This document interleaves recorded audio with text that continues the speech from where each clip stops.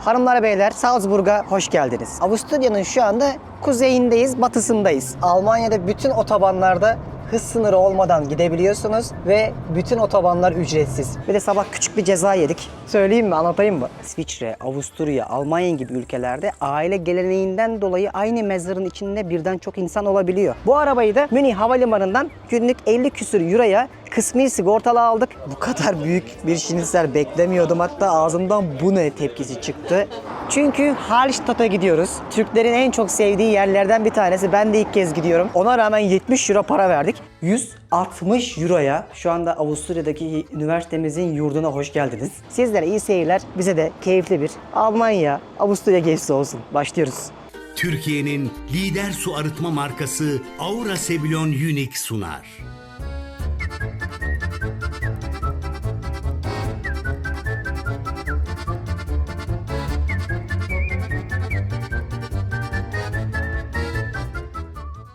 Hanımlar beyler, sevgili çocuklar, ben Deniz Pehlivan. Ailenizin sevilen gezgin ailesi, bir hayalin peşinde olarak şu anda Almanya'dayız. Nasılsınız? Umarım her şey canavar gibi geçiyordur. Biliyorsunuz biz evlendik, bir balayına gittik Maldivlere. Sonra 2 aylık süreçte yattık vesaire, evi düzdük, dinlendik derken gezememiştik. Ne yaptık? Yunanistan'dan Rodos'a gittik. Çünkü Rodos'tan Avrupa'ya çok uyguna biletler vardı. Schengenlerimizi de alınca Münih'e uçtuk. 50 dolar falan vermiştik. Sonra bir önceki bölümde sizleri Münih'te gezdirmiştim. Ve bu benim Avrupa'ya bilmem kaçıncı kez gelişim. Bu zamana kadar 115 ülke gezdim. Ve bu gezimdeki amacım hem eşim Burçin'i gezdirmek hem de benim de gitmediğim yerleri genelde öne alacak şekilde planlar yapıp ortak bir paydada buluşmaktı. Şu anda Münih'ten böyle bir araba kiraladık. Hepsini birazdan anlatacağım ve Avusturya'ya gidiyoruz.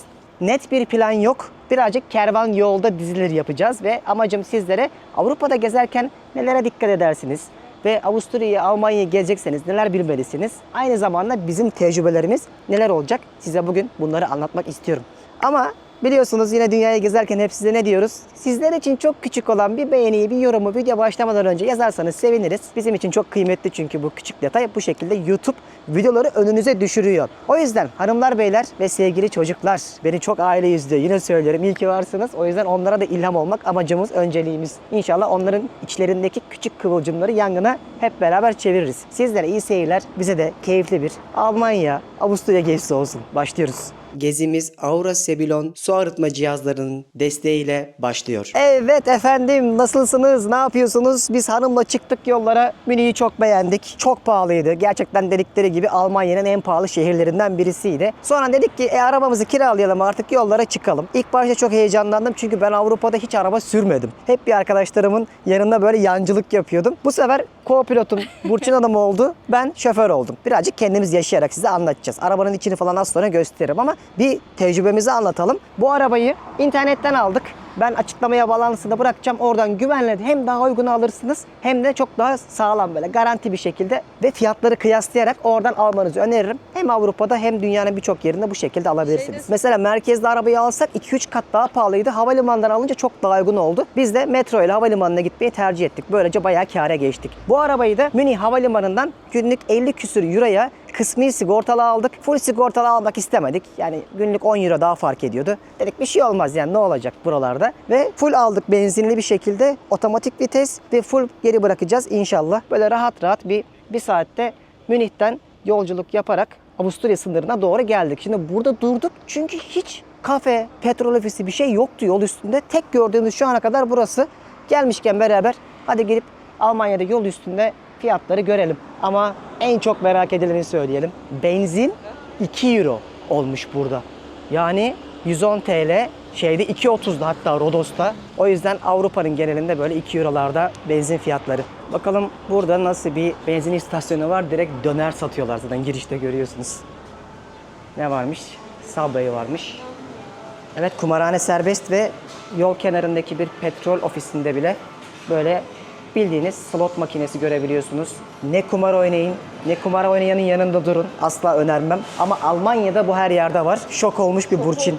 Kesinlikle, yani sıradan bir benzinliğe girdik ve böyle bir şey karşıladık. Ne kadar çok mesela böyle eğitim odaklı bir ülke olmasına rağmen bazı şeylerde çok rahatlar değil mi? Ya geçen parkta gördüğümüz mesela Ya çırılçıplak adam üstünü değiştiriyor. Meğer aynı parkın içinde çıplaklar kampına saygı diye de bir kültür varmış. Gidiyorduk, yürüyorduk da bir yaşlı bir amca, o da çırılçıplaktı. Öyle insanlara falan böyle durmuş, çırılçıplak. Bakıyor değil mi? İnsanlara bakıyordu. Ya böyle işte o esnada- dengesiz şeyleri var bu ülkenin. O esnada da çocuklar geçiyordu oradan. Yani gözünüzün önünde sigara satmıyorlar, örnek vereyim. Ama çıplak bir şekilde bir amca geçebiliyor ya da bir teyze. Ama Türk- Ya hani çekmek istemiyorum. Çünkü bizi şikayet ettiler. Ya mesela buradaki petrol ofisinde bile alkol de satıyorlar. Böyle sigaralar da satıyorlar sınıra yaklaştıkça. Biz buraya kahve almaya durduk. Yolluk bir böyle sandviç yemiştik sabah. Bir de sabah küçük bir ceza yedik. Nasıl ceza yedik ama sabah? Söyleyeyim mi, anlatayım mı? Bence Ay, bilsinler ya. bence- Ya arkadaşlar biz Cahillik mi artık bilmiyorum ama. Yok, hiçbir şey yapmadık. Havalimanına giderken kiosklardan, makineden tren bileti aldık. Çok hızlı acele ediyorduk çünkü treni kaçırıyorduk. Çocuk tren bileti almışız 10 euroya. Kişi de 15'miş. Bilet kontrolüne geldiler. Dediler ki bu çocuk bileti. Dedik ne olacak? 60'ar euro cezası var. 120 euro ödedik. Ya diyorum abicim, kötü niyetli olsam, bilet almadan biliyor olsam ya da bunun çakallığını yapıyor olsam niye elimde biletim olsun? Almanya'ya hoş geldiniz. Buranın kuralları böyle dedi adam. O esnada Deniz de hatta şey demişti, bak bu trenlere biletsiz insanlar da biniyor. Bak şimdi bilet kontrolü yapıyorlar. Biz de biletlerimizi ayarlıyoruz. Olmayana ceza verecekler diye artistlik yapıyorduk, biz ceza yedik. Allah kahretmesin derler ya. Böyle bir tecrübemiz oldu. Olsun. 120 euro bildiğiniz Almanya'ya hediye ettik. Günahı artık o kontrol eden arkadaşın başına. Kahveler çok güzel oluyor. İtalyan kahvesi Lavazza'nın. Ben bunun çekirdeğini çok seviyorum. Şöyle birer tane kahve alalım. 4 euroymuş. Bakın dostlar, şimdi yola çıktık. Haritadan da göstereyim. Şöyle bir, şu an buradayız. Mühldorf diye bir yere geldik. 1 saat 18 dakika sonra da inşallah şurada Salzburg'dayız. Böyle telefondan bağladık. İnternetimizi görüyorsunuz, yine 5G çekiyor. ASIM-IO ya.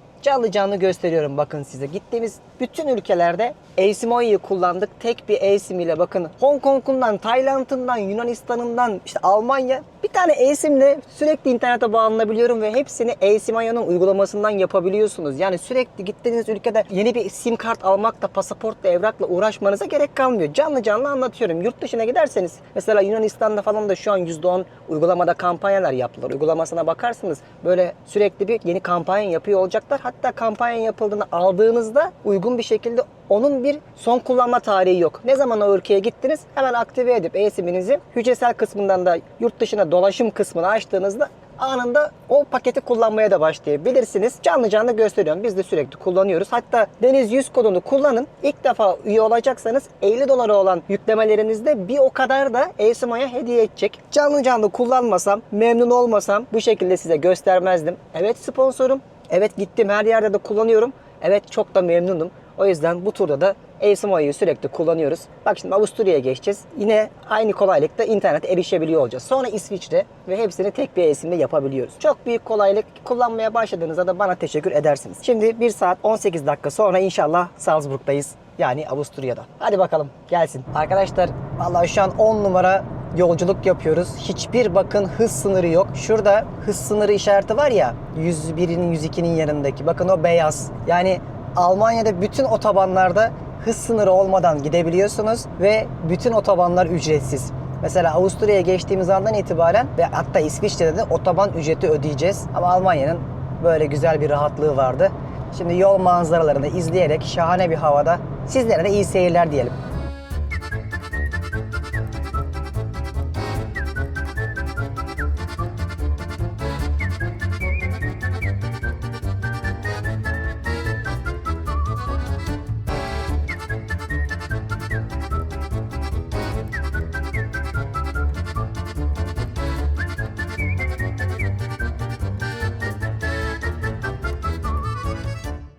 Normalde size sadece yol manzarası gösterecektik ama dayanamıyorum, biraz da konuşmak istiyorum. Öyle güzel köylerden geçiyoruz ki ya, biriniz de demediniz mi? Ya kardeşim ben bu düzene uymayacağım, farklı bir bina yapacağım. Boyamayacağım ya, param da gitmesin demediniz mi ya?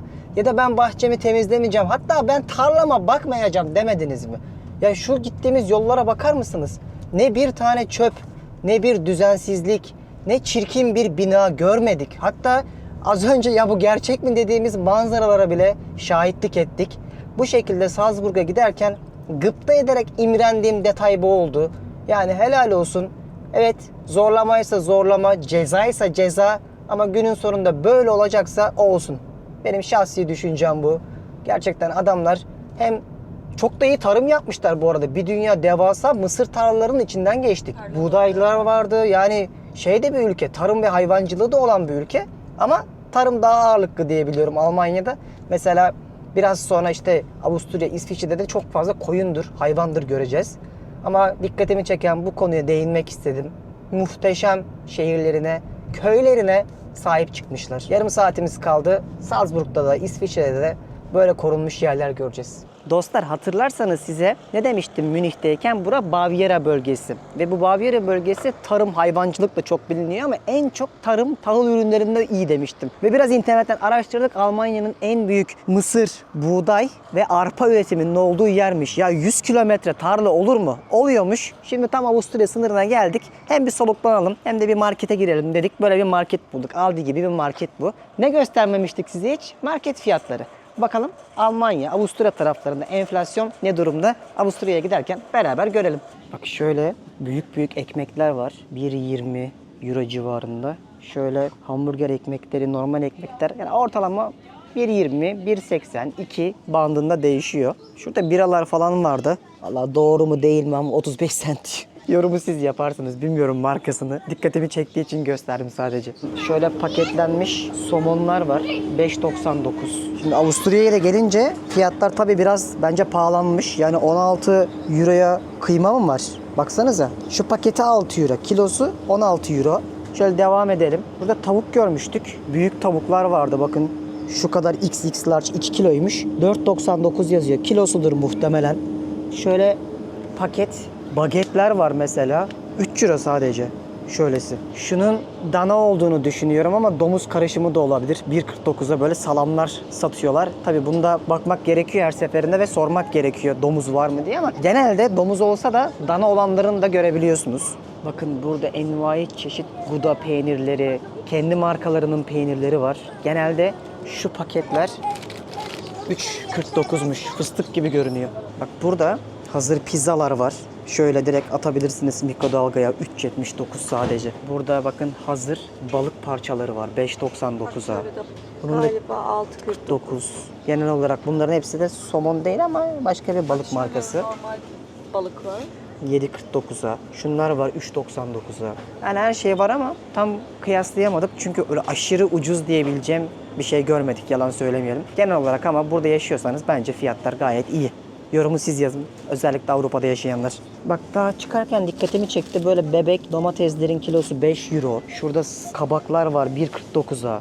Burada var ya çizilmiş gibi biberler var. Şöyleymiş kilosu 4 euro. Şurada soğanlar var 2,80. Patates 1,70. Şurada sarımsak var. Yaklaşık 5,45'miş mesela. Çıkmadan da son bir meyve sebze kısmını da göstermiş oldum. Bence çok da aşırı bir fark yok gibi. Ne dersiniz? Yaklaşık yarım saat yolumuz kaldı. Böyle dinlene geze geze buralara kadar gelmiş olduk. Güzel. Yani muhteşem köylerin içinden geçiyorsunuz. Yol gayet hani tek geliş olsa da keyifli. Manzaralar çok iyi ama asıl bence Avusturya'ya girdikten sonra böyle Alpleri de görmeye başlayınca en güzel kısım başlayacak. Devam. Canavarla gezimize devam ediyoruz. Hep ne diyorum? Doğruya doğru, yanlışa yanlış. Bak bugün burada kalmak istersek 285 Euro'dan aşağı otel yok. Bazıları da 766 Euro. Bir gün sonrasına bakıyorum abi. Pazartesi yapıyorum. Aynısı bakın 90'lara düşüyor. Ya dünyanın her yerinde işte böyle turistik bir yere gittiğinizde hani herkes Türkiye'de sanki fiyatlar çok çılgın pahalıymış gibi konuşuyor ama şu an burada bildiğiniz 90 Euro'luk otele 280-300 Euro istiyorlar. Çünkü hafta sonu Hafta sonu diye. Aynı mantık. Yani canlı görün istedim. Gezerken gösteriyorum ki bunları hani siz belki daha planlı gezerseniz biz sonuçta işimizden dolayı aynı zamanda çekimler de yapıyoruz. Sizin daha sınırlı gününüz oluyor. O yüzden buraları geziyorsanız sakın son dakikaya kalmayın. Hele ki hafta sonu. Neyse arabada yatarız en kötü. Burçin ne olacak? Aynen ben arkada yatarım. bir şekilde hallederiz dur. Hanımlar beyler Salzburg'a hoş geldiniz. Avusturya'nın şu anda kuzeyindeyiz, batısındayız. Daha çok Türkler Viyana'ya gelir, Hallstatt'a gelir. Salzburg böyle tatil için çok tercih edilen rotamızın üstünde bir yer değildir. Çünkü gelmesi biraz daha meşakkatli. Ben de ilk defa geliyorum. Vallahi arabayı şuraya bir yere park ettik. İnşallah başımıza bir şey gelmez. Bölge sakinleri park edebilir diyordu ama yapacak bir şey yok. İlk izlenimimiz bizi böyle devasa bir kayalığın olduğu dağ karşıladı. kentin tam ortasında yüksek bir dağın eteklerine kurulmuş bir eski şehir görüyorsunuz. Evler zaten yamaca doğru böyle bir yapıştırılmış gibi. Bulunduğumuz yerde Eskişehir merkezi. Şimdi nehrin kenarından gezimize başlayacağız. Bir testi yaptık. Az önce çalışıyor. Medeniyet testi. Işıklı şeylerde duruyorlar. Yaya geçidinde. Kentin ortasından geçen nehrin etrafında yürüyerek şöyle bir nefes alarak Salzburg gezimize başlayalım. Yine söylüyorum, amacımız Salzburg'u gezmek değil. Bizim buradaki asıl amacımız buradaki gölleri görmek. Ama buraya kadar gelmişken hep beraber bir gezelim. Vay bu. Yani şu an harika bir yerdeyiz arkadaşlar. Kentin ortasından geçen Zalşas nehrini görüyorsunuz. Bu teknelerle böyle tur yapın diye yazmışlar zaten. Bir yandan kiliseler, bir yandan yemyeşil ağaçlar. Böyle kordon gibi bir bölgede yürüyüş yapmalık bir ortamımız var. Karşıda harika dağları, tabiatı görüyorsunuz. Bu coğrafyanın yeşili çok güzeldir. Merak etmeyin, drone da getirdik. Çok güzel çekimler olacak. Bu birazcık da yolculuğu, yol manzaralarını ve tecrübeleri anlatmalık video. Şöyle kentin merkezine doğru bir gidelim. Gel Burçin.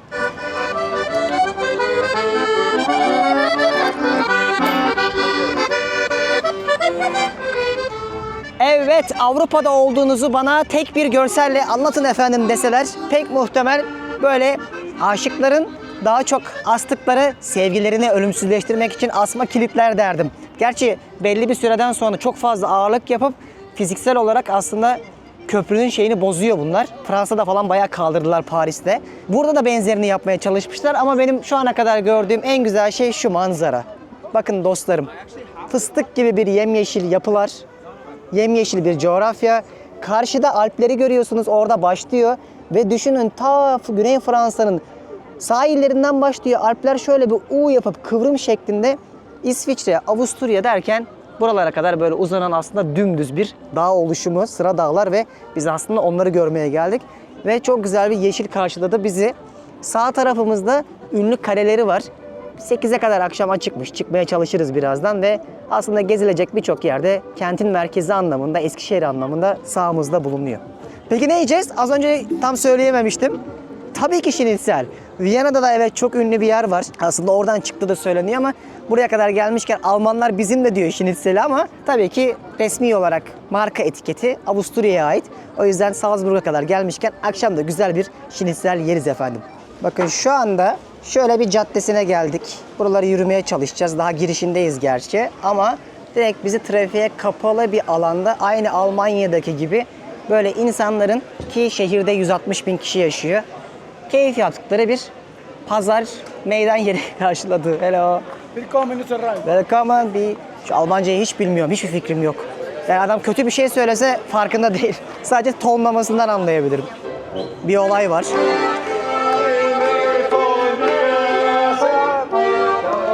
Böyle içerek size az önce söylediğim caddede giden bir tayfa gördünüz.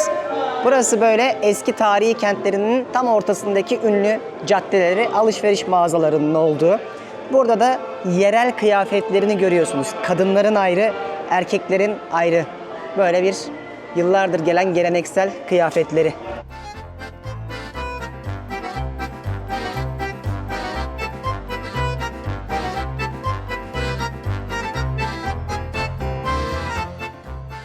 Wolfgang Amadeus Mozart 1756'da burada doğmuş ve Mozart'ın da anısına hatta burada çok önemli Salzburg'da dünyaca ünlü klasik müzik festivalleri bile yapılırmış. Bu bulunduğumuz caddede hemen şurada Mozart'ın evini göreceğiz. Burçin de beni dürtüyor ama o kafesi. Bu kısmı pazarlama için kullanılıyor diye biliyorum ama tabii takdir edersiniz ki etkisini de yapmayı severler Avrupa'da. Mozart işte birçok eserini bu kafede yaptı, burada üretti gibi. Belki öyle şekilde pazarlıyorlardır. Şimdi oraya doğru yürüyoruz ama dikkatimi çeken bir şey söyleyeyim. Yani cumartesi daha akşamüstü dükkanlara bakar mısınız? Hepsi kapalı. Ya dün Münih'te bile markete gideceğim dedim. En yakın market nerede dedim adamlara. Market yok dedi bu saatte. Saat 9 falandı yani düşünün. Bu çok ilginç. Yani ben buna alışamıyorum. Hani bizim Türkiye'deki o 7/24 bir şeye ulaşabilme rahatlığı var ya. Genelde Orta Doğu ülkelerinde de çok yaygındır. Geceyi de yaşarız bizler çünkü. Ben o konuda çok mutluyum. Hani buraya kışını, yazın böyle, kışını siz tahmin edin. Bak öğleden sonra hiçbir dükkan neredeyse yeme içme dışında açık değil. Ben bunu yemeden gitmem. Deniz mahsulü konusunda ne kadar çok sevdiğimi benim uzun yıllardır takipçilerim bilirler, takip edenler. North Sea, her yerde var bu marka. Şinitzel'i yine yeriz ama ben şu bebek ahtapottan biraz yemek istiyorum Burçin. Ve sadece 6,99. Çok güzel görünüyor. İstakozlar var şurada. Karidesler var. Ahtapotlar var. Somonlar var. Ne ararsanız var. Burada şeyler de var. Sandviç de var. Fiyatları da yani 6 euro falan, gayet iyi. 10 kişi var sırada. İçeride çalışan bir tane kızcağız, Afrika'dan göçmen. O çalışıyor. Yani o sıra gelmezdi, bayağı bekleye ve kızdım da çünkü çalışmıyorlar ya genel olarak. Benim gözlemim bu. Yani dün mesela Almanya'da bunu yaşadık. Gidiyorsun, inanılmaz bir kalabalık var. 2 kişi sadece çalışıyor. Bak yine söylüyorum, hizmet sektörü. Ben doğruya doğru, ya nasıl ki parklarımız yok diye üzülüyorum, eleştiriyorum. Yanlışa yanlış. Hizmet sektöründe Türkiye dünyada 1 numara olabilir. Yorumu siz yapın. Bak vazgeçtim mesela almaktan. Çünkü bekletiyor insanları ve ayıp yani. Yazık. Şimdi şeye doğru çıkalım. Yukarıdaki kale vardı ya. Oraya da görelim manzaradan. 1756'da doğuyor Mozart. 1791'de ölüyor. Yani ne kadar? 35 senede. 600'den fazla eseri var. Ve daha henüz 3 yaşındayken klavye çalmaya başlayıp 5 yaşında da ilk bestelerini yapıyormuş. Hatta Avrupa'nın birçok sarayında konser verecek hale gelmiş. Ona mucize, dahiyane çocuk demişler. Ha işte doğduğu Salzburg'daki evde burasıymış. Normalde müze olarak girebiliyorsunuz. Mozart Müzesi diye geçiyor ama kapalı. Yani dükkanlar bile kapalı. Burası da kapalı haliyle. Eğer bir gün yolunuz onun kentine düşerse ve zamanınız olursa burada müzesinde gezersiniz. Şimdi kaleye çıkabiliriz. Mozart kısmını çünkü eksik anlatacaktık. Olmazdı. Biz bunun uzmanı değiliz. Sadece bir gezi rehberi yaratırken, sizlere hazırlarken böyle küçük küçük detayları da anlatalım ki biraz siz de gelmeden önce ne göreceksiniz bilin. Peki nerede konaklayacaksınız? Bizim yaptığımız hatayı yapmayın. Ben açıklamaya bu merkezdeki otelleri en uygunundan en pahalısına, hatta biraz da dışarıdakileri koyayım. Bütçenize göre seçerseniz Salzburg'a geldiğinizde açıklamadan bakarsınız. Şimdi bu trafiğe kapalı caddeden artık yavaş yavaş yukarıya doğru çıkalım.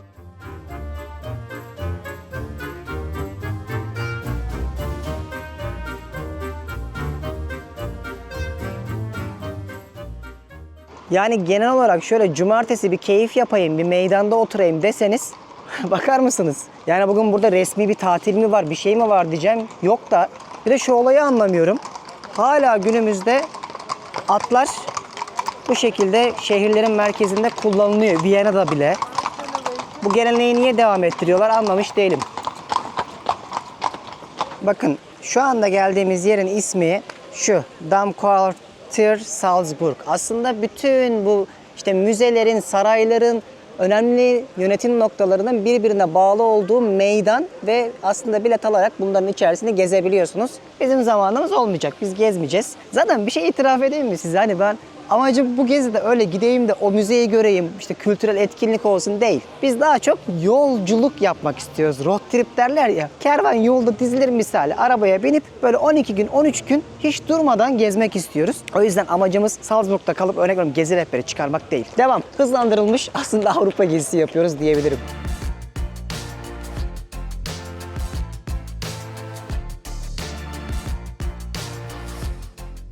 İşte etkinlikler yapılan alanlardan birini görüyorsunuz. Normalde diyorum ya hani burada bir sürü konser vesaire yapılıyormuş, veriliyormuş ama bugün sakin diye muhtemelen normalde en çok kullanılan yerde işte bu binanın yanındaki şu alan. Yalnız ben şehri beğendim bu arada. Şehir çok güzel, tertemiz. Yani tamam gezecek çok fazla yer yok ama böyle bir gelinip de görülmeliymiş. İşte kentin en ikonik yerini görüyorsunuz. Bu kale. Tepeye çıkılıyor mu şu anda bilmiyorum. Çünkü şuradaki füniküler çalışmıyor. Çalışıyorsa şansımızı deneriz. Ama yukarıdan manzara çok güzel oluyormuş. Denemek istiyorum. Tam şu tepeye çıkarken bir şey daha söyleyeyim size. Şu görmüş olduğunuz katedralde işte Mozart'ın vaftiz edildiği katedralmiş. Takdir edersiniz. 200 metre ileride doğmuş büyümüş zaten. Gel bakalım Burçin Hanım. Deneyelim şansımızı. Çünkü yukarıda şurada bayağı insan görüyorum. Demek ki çıkılıyor. Ama sanırım tabanmay çıkılıyor. Füniküler hiç hareket etmedi. Artık bir yarım saat herhalde sürer çıkması. Buraya yürüyebiliyorsunuz. Fünikülerle de çıkabiliyorsunuz. Biz biraz yürüyüp böyle tepeden görelim dedik. Biraz hızlandırılmış geziyoruz. 1070'lerde bu kaleyi yapıyorlar. Amacları o dönemin baş psikoposları hem güçlerini korumak hem de kenti tepeden koruyup yönetmek için böyle dev bir kale inşa etmişler. Bayağı büyük bu arada. Çünkü bu arada bu kale hiç fethedilmemiş. O yüzden hep Salzburg'u tepeden görüp hakim olmuşlar. Çıkarken de anlıyorsunuz. Bence de fethedilmesi pek de mümkün değilmiş. İsterseniz bakın şuradan yine yürüyerek insanların o çıktığı yere ulaşabiliyorsunuz. Yukarıdan da Salzburg manzarası böyle görünüyor. Dünyada bazı mezarlıklar vardır. Böyle müze gibidir. Gittiğinizde şaşırırsınız. Mesela benim aklıma gelen Paris'teki, Buenos Aires'teki böyle gez gez bitmez. Hatta katlı katlı aile mezarları da yaparlar. Burada da işte o dönemin önemli insanları, iş adamları, siyasileri, işte yazarları, onların mezarlarının olduğu hemen yokuşun aşağısında başında küçük bir mezarlık alanı yapmışlar. Böyle hepsini tertemiz bir şekilde korumuşlar. Güzel de bakılmış, yani öyle kötü görünmüyor hiç. Ama dediğim gibi Buenos Aires'te bir mezarlık vardı, araştırmanızı öneririm. Çok ilginçti. Burada da yine niye bunu söylüyorum? Böyle odalar da yapmışlar. Yani aile mezarlığı mı bilmiyorum ama böyle demir parmaklıkların arkasında dilerseniz de burada mezarınızı bulundurabiliyorsunuz. Orta Çağ'da özellikle yer sıkıntısı olduğu için insanların toplu gömüldüğü söyleniyor. Ama aynı zamanda Fransız, İsviçre, Avusturya, Almanya gibi ülkelerde aile geleneğinden dolayı aynı mezarın içinde birden çok insan olabiliyor. Bu yan yana da olabilir, kat kat da olabilir. Bir örnek göstereyim size. Bakın evet, bir karı kocayı görüyorsunuz. Joban abiyle Anna hanımın. Burada herhalde çocukları olabilir. Bak aşağıda bir kişi daha var. Evet, oluyor evet. Mesela anne, baba, çocuklar aynı yere gömülebiliyor. Birçoğu zaten öyle. Böyle bir gelenekleri var. Özellikle bu taraflarda çok fazla görüyormuşsunuz bunu.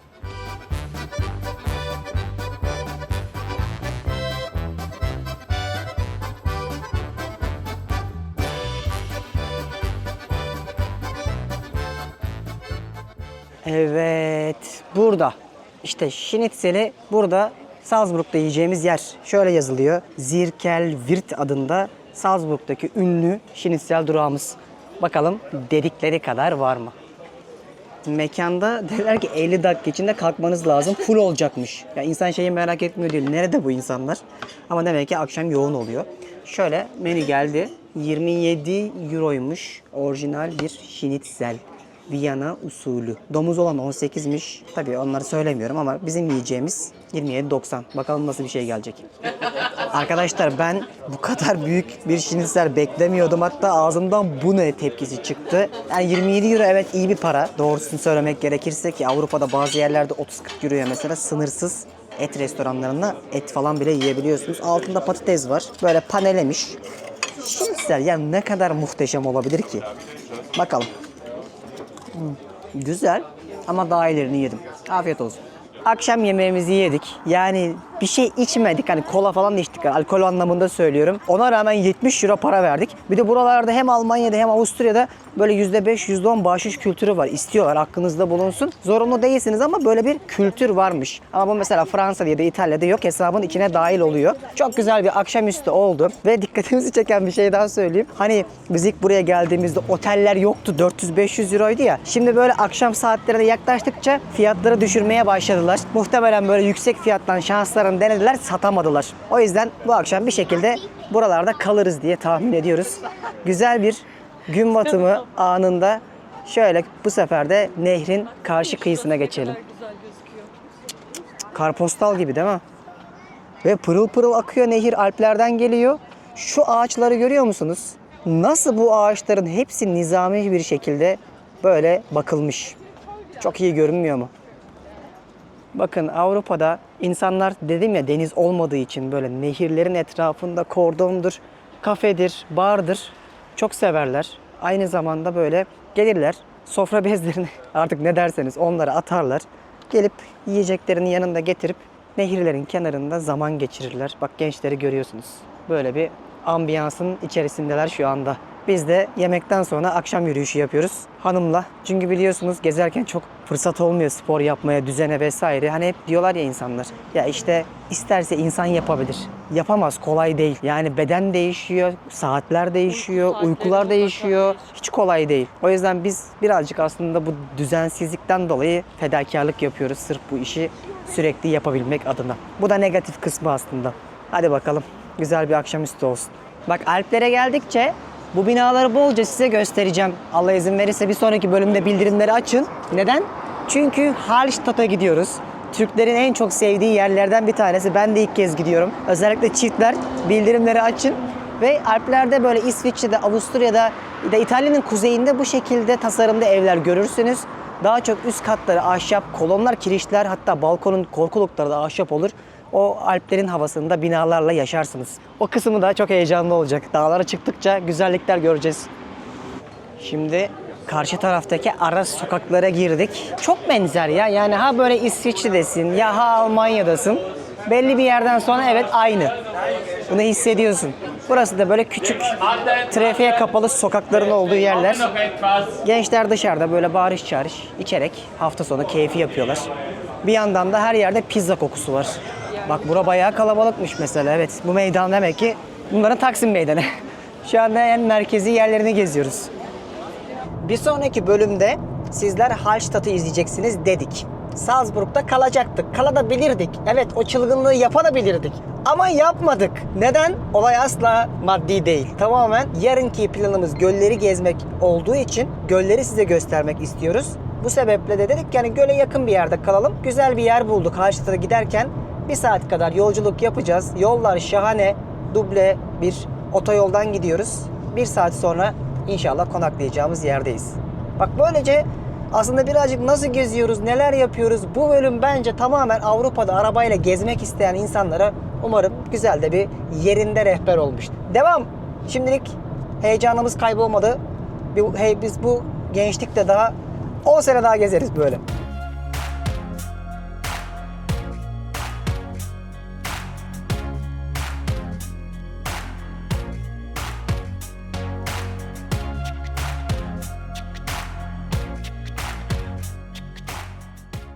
Evet hanımlar beyler şu anda Avusturya'daki üniversitemizin yurduna hoş geldiniz.